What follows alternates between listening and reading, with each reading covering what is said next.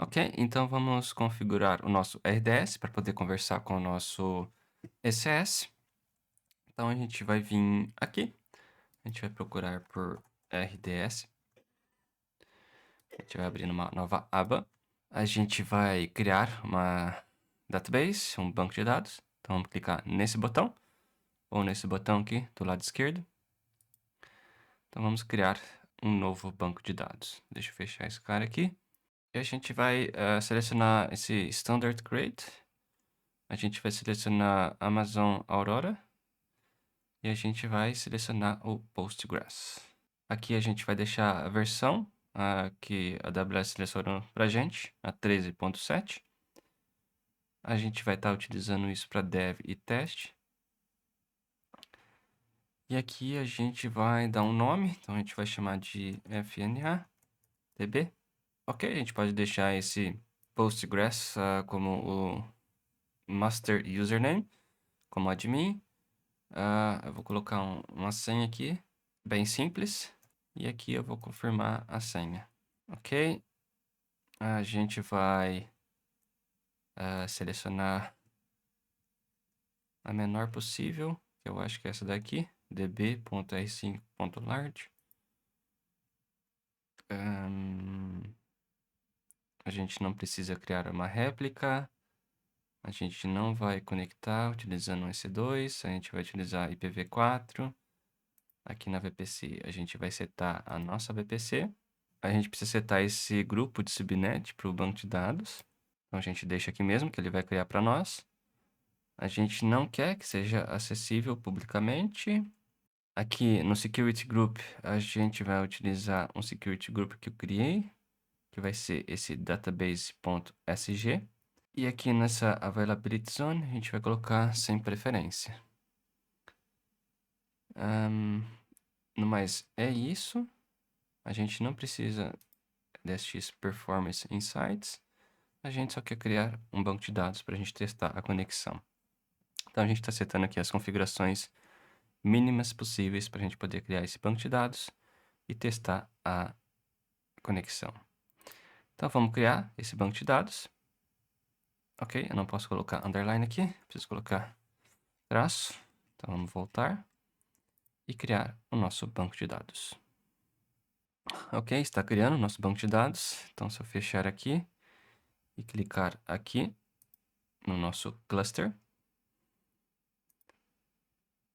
deixa eu ver se ele já criou as configurações necessárias. Sim, ele já criou aqui o nosso endpoint para instância de escrita. Então, eu vou precisar desse cara aqui. Deixa eu clicar aqui para copiar. Enquanto isso, a gente vai para o nosso Security Group, que eu mencionei.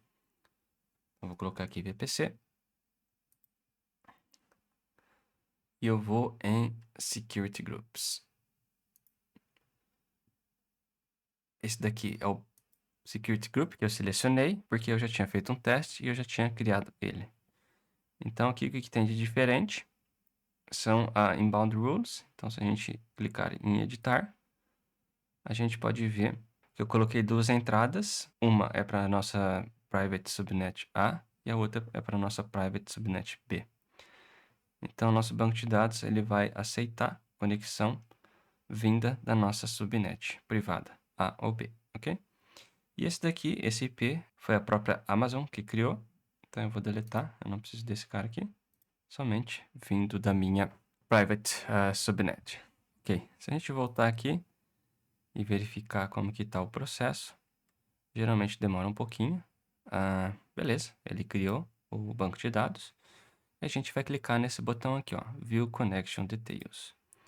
A gente tem o username, que a gente setou como Postgres. Aqui a minha super senha, password 123. E aqui o endpoint, para a gente poder conectar. Então eu vou copiar, fechar aqui, voltar no meu SS.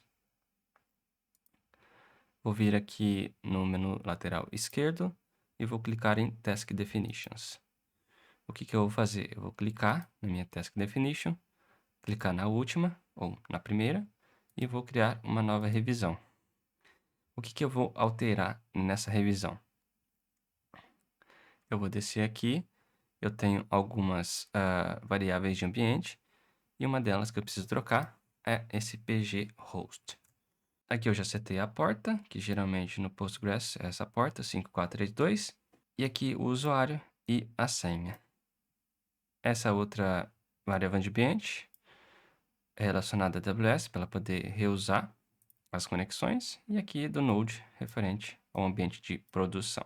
Dependendo da linguagem que você estiver trabalhando, pode ser diferente a conexão, mas para o Node.js, o Express, a gente usa essas variáveis de ambiente para poder conectar no banco de dados. Eu não preciso mexer em nada aqui, somente naquele item, que é o nosso host, e eu vou vir aqui embaixo e vou criar uma nova Task Definition Revision. Então a gente vai esperar um pouquinho. Enquanto a gente espera, a gente vai em Clusters, a gente vai clicar no nosso Private Cluster e a gente vai clicar no nosso serviço. Aqui no nosso serviço, a gente vai aqui em cima, a gente vai fechar isso aqui. Ele falou que a nossa Task Definition foi criada e eu vou atualizar o nosso serviço. O que eu vou atualizar no nosso serviço? Eu vou atualizar a task que ele está rodando. Eu quero que ele rode a última task, que contém a informação correta para a conexão com o nosso banco de dados. No resto, eu não vou mexer em nada e vou clicar em Update. Se a gente for aqui em Configuration and Tasks, a gente pode ver que ele está utilizando a última versão que a gente criou. Então, deixa eu fechar aqui e vou fechar aqui. E se a gente descer aqui embaixo, a gente tem algumas tasks rodando. E logo, a gente vai ver mais duas tasks referente à revisão de número 12, que contém as informações corretas de acesso ao nosso banco de dados. Ok, já está começando a subir as tasks, a gente vai precisar esperar mais um pouquinho. Ok, as tasks estão rodando, e se a gente for na nossa aplicação e atualizar a página, eu vou clicar nesse botão aqui, e nesse link a gente vai estar criando as tabelas que a gente vai salvar algumas informações. No meu caso, eu criei apenas uma tabela para guardar item de uma to-do list. Então, se eu clicar aqui, a gente pode ver que ainda está inicializando. Deixa eu atualizar a página.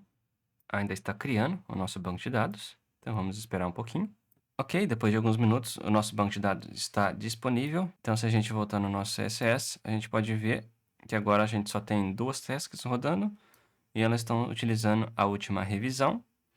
Então, vamos abrir aqui a nossa aplicação, voltar aqui, atualizar e tentar criar a nossa tabela no RDS. E aqui ele falou que a tabela To-Do foi criada com sucesso. E se eu voltar e clicar para checar o meu To-Do List, a gente pode ver que eu não tenho nada. Então, o que eu vou fazer? Eu vou copiar esse link aqui, vou vir no meu terminal e vou fazer uma chamada na minha API. Aqui, deixa eu trocar e colocar a URL que eu acabei de copiar. Então, eu estou fazendo uma requisição, fazendo uma request na URL do meu load balancer, no endpoint to-dos. E a gente está passando aqui o corpo vai ser to-do, vai ser aprender AWS Networking. Então, se eu bater um Enter aqui e fizer a requisição, ele vai me retornar o item que ele criou no banco de dados. Isso significa que a nossa conexão está funcionando. E se eu tentar bater um GET nesse endpoint, a gente vai ter um registro no nosso banco de dados, na nossa tabela. Com isso, a gente encerra a configuração do ECS com um banco de dados. E no próximo vídeo, a gente vai estar abordando a última opção que a gente tem como alternativa ao Net Gateway.